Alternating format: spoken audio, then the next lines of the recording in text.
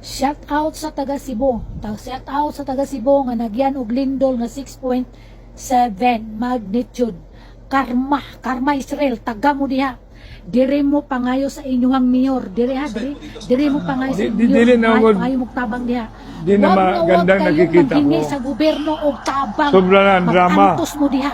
Ayaw mo pagpangayo Tama sa nga. gobyerno og tabang bisan unsa pa na itabang sa gobyerno.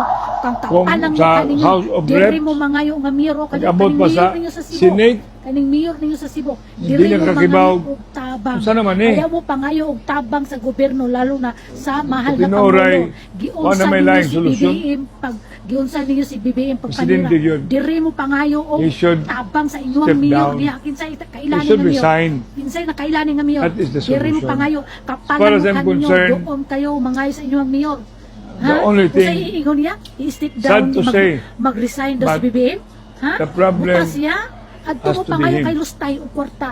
Ayaw mo pa kayo tabang ni BBM. Deserve ninyo na nga. Magyan mo glindol. Nung tama, lunok ng taga Cebu diha.